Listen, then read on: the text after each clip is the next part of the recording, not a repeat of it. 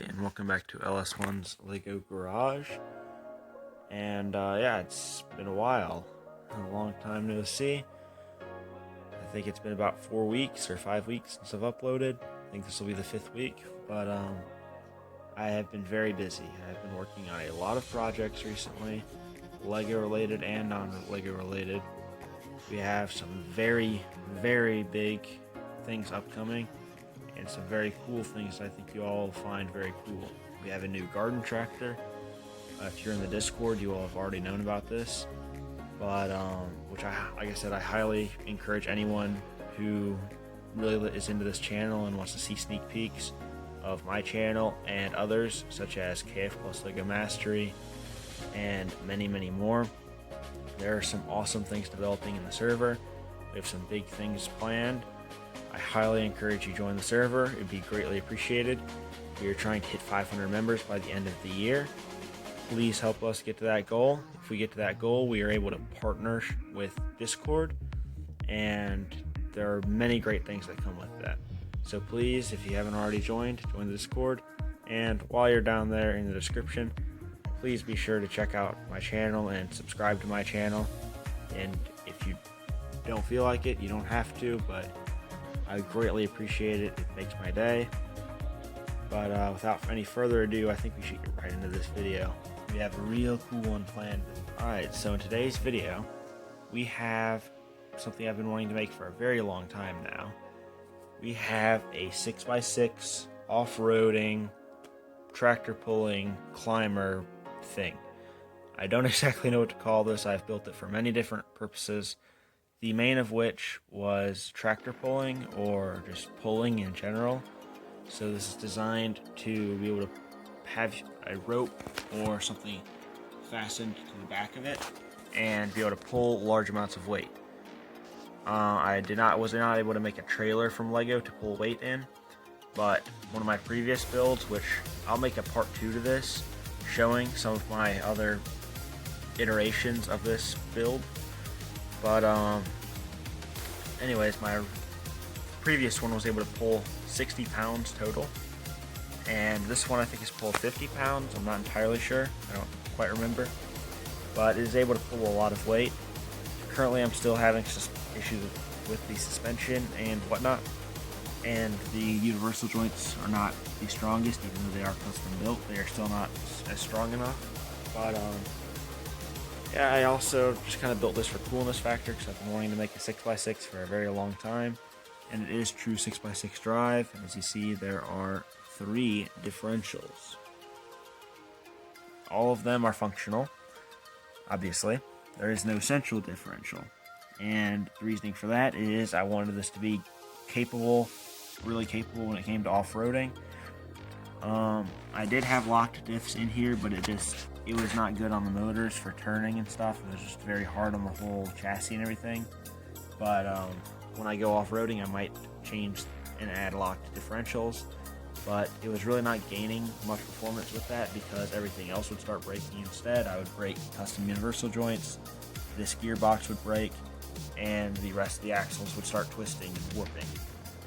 But yeah, I think we should get right into some demonstration of this moving and functioning.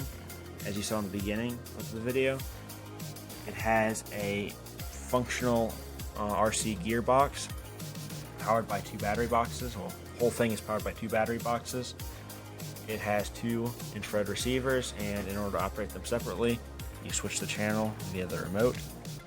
But you have 1 battery box powering the drive motor and the steering motor, and it is a overdriven, well, from here to here it is overdriven, and that is to give the worm gear in there some more speed, and then it goes right to a gear rack, as you can see. But it has 2 soft shock absorbers in the suspension and 3 really stiff ones. But anyways, I'm getting off topic. We have another battery box which powers these 2 linear actuators, which, like I showed before, it powers the remote gearbox. But yeah, I will go into full detail of features right after I show you this thing driving around. Also, please let me know in the comments down below if you would like to see in part 2 of this video, if you would like to see some off-roading footage. Granted, it's not super capable of off-roading yet. I still have a lot of things I need to add to it. But if you would like to see off-roading footage as it is, please let me know.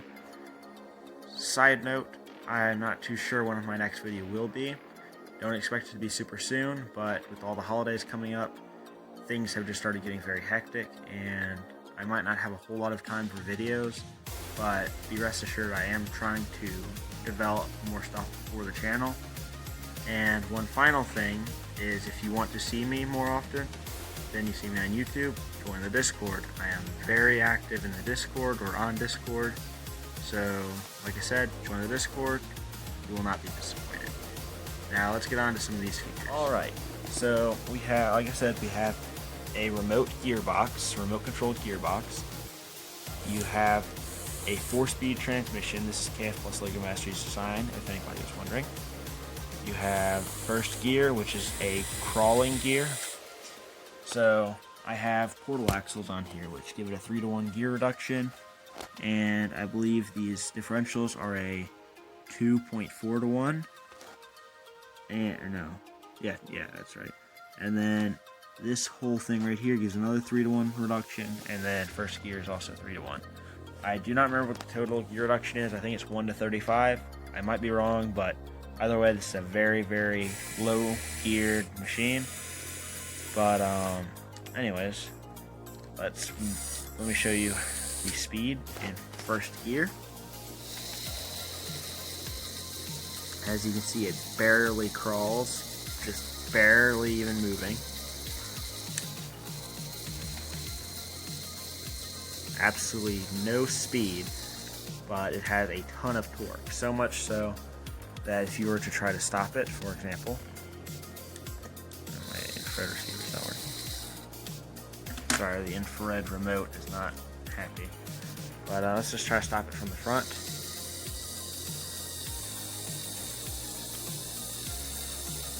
So as you can see, literally everything is warping and moving and breaking down here. The axle is out of alignment. Everything is just going absolutely crazy. So that is the main downfall to this right now, is it needs some more structural support. But anyways, if you are to put it into second gear now, second gear, still incredibly slow. I think this from the gearbox itself, it's a 2.66 to 1. Don't remember. This gearbox is not great for torque because things fall apart and break. Anyways, though, if we put it into third gear, which is my favorite gear because the transmission can handle a lot of torque in that gear and speed. But just everything's out of alignment when you go and you try to pull a lot of weight with it. So I need to figure out more suspension links. Currently, it has 2 central links. Then you have 4 links total for this middle axle. Then you have 3 links, or no. Hold on a second, I'm all confused. I have each shock absorber is considered a link to me. So you have this link, another link over there, and then this middle one, plus that center ball joint. And you have 1, 2, 3, 4, 5, and this one. So I believe this is somewhat even and pretty close, but it still does not give you a lot of linear stabilization, if that makes sense. I'm not super good with suspension. It's my first model that's ever had suspension, so please don't give me a hard time about that. But I really want to upgrade this and make this a much better machine than it already is. But anyways, like I said, we have third gear, not super fast, but not super slow. And if we change it to fourth gear, you have quite a bit more speed, but still not a ton of speed at all. Now if we do a simple gear swap in this drop box, I will show you. It goes way faster, like significantly faster.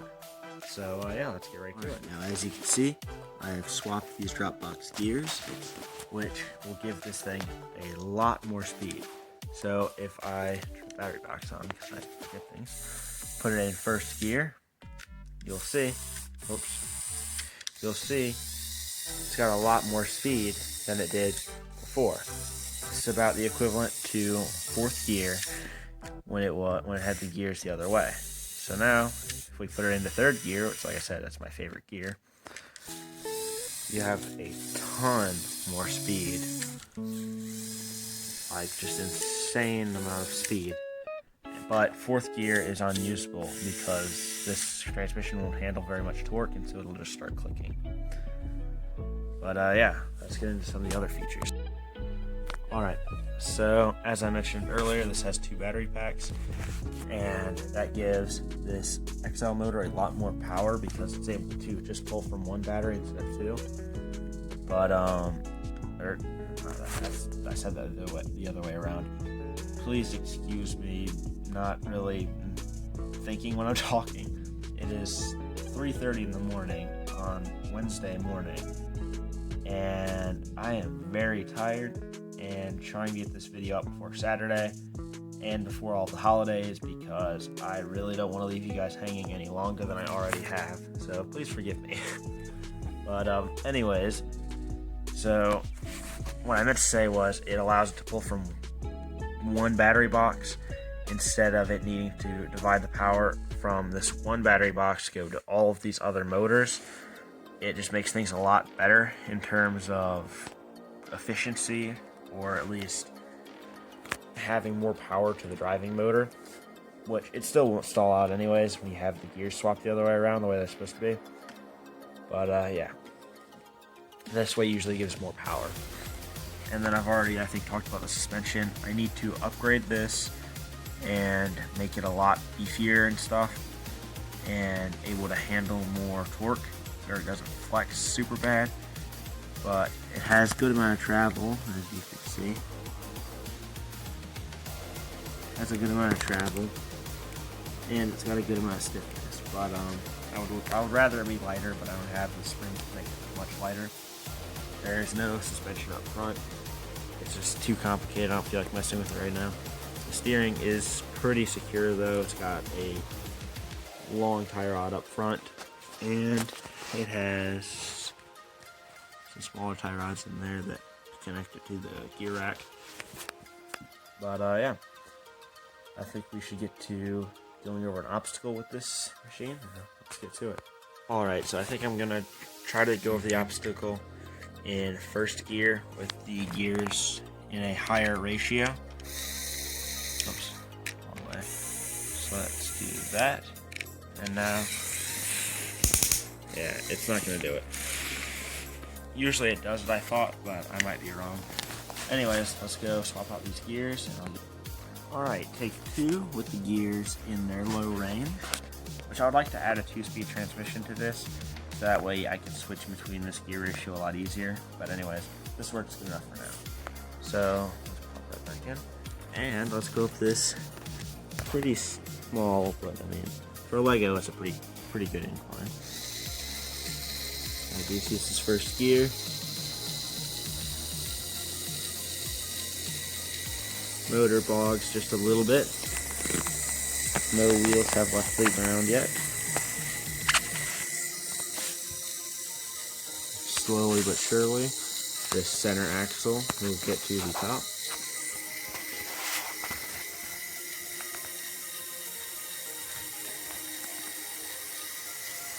And as you can see, this tire has left the ground.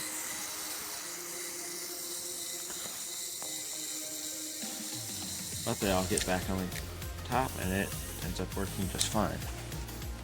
This linear actually keeps on popping out. But anyways, I thought this handled it pretty well. I'm not going to do a ton of driving footage with this because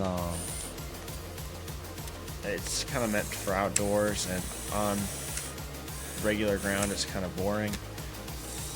It's not a whole lot of fun to watch it, but I'll show it turning. Doesn't have great turning radius despite having differentials. I'm not entirely sure why it has a bad turning radius. I'm guessing it's just because it's Lego and Legos don't really have the best parts in terms of having real functionality.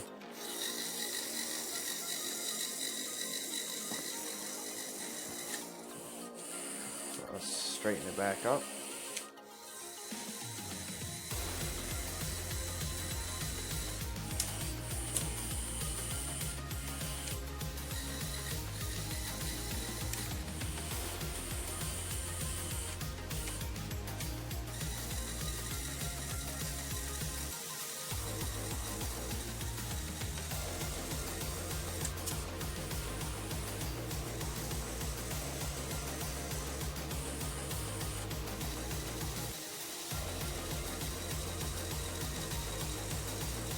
As you can see, the turning radius is very, very, very big on this turning radius of a battleship, but it has turning radius nonetheless.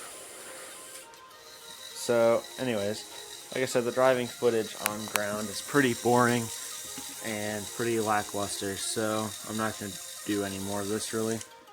But, let me know what you think of this in the comments down below. Let me know what you would think I should change, as well as let me know if you'd like to see an off-roading video with this and see more driving footage. I would imagine more people would like to see more driving footage of it. I would do an outside driving portion right now, but like I said, it is 3:30 in the morning, 3:45 in the morning on Wednesday, the day before Thanksgiving in America. I do not feel like I can't go outside right now. It's dark, obviously, but like I said, just let me know in the comments, and I will try to get a video of this doing some off-roading out. Anyways, I'm gonna try not to go AFK very much longer on YouTube.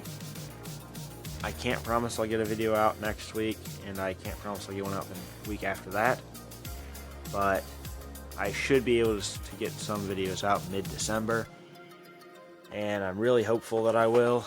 Like I said, I have some new things coming. I have a new garden tractor, and I might have that other 16 horsepower Craftsman that was a revival and a barn find. I might have that one back up and running.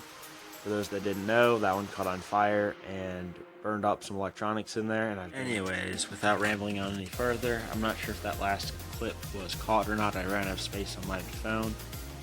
But anyways, just a good reminder that I need to stop getting so off topic. Anyways, bottom line, I have some very exciting stuff coming up in upcoming videos, so please stay tuned and subscribe if you haven't subscribed already. And if you don't want to subscribe, that's totally fine, but just know I have some very exciting things coming up.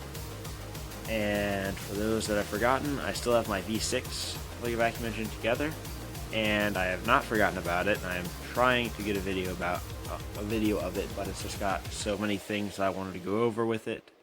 Let me know if I should do a two-part video on that or not.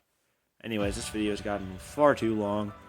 Just know, very, very cool stuff coming up. I might not upload for the next couple weeks, trying to get a more consistent schedule, but as a lot of people know, when the holidays start coming up, everything becomes very hectic, and there's very little time to devote to things like videos and YouTube. So, anyways, I think that's going to wrap up this video. Please let me know what you'd like to see in the future, as well as let me know your thoughts on this build right here. Let me know what I should do to make it better and improve it.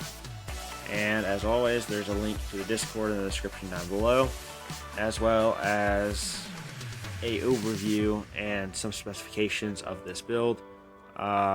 Those specifications might not be up when the video is uploaded, but they will appear there eventually, so if you're watching this video a year later, it should be there. But always check the description of my videos. I put some important information in the description. But yeah, that's going to wrap up this video. Hope you enjoyed. Please be sure to like, share, and subscribe if you enjoyed the video. And yeah, I'll catch you in the next one. LS out.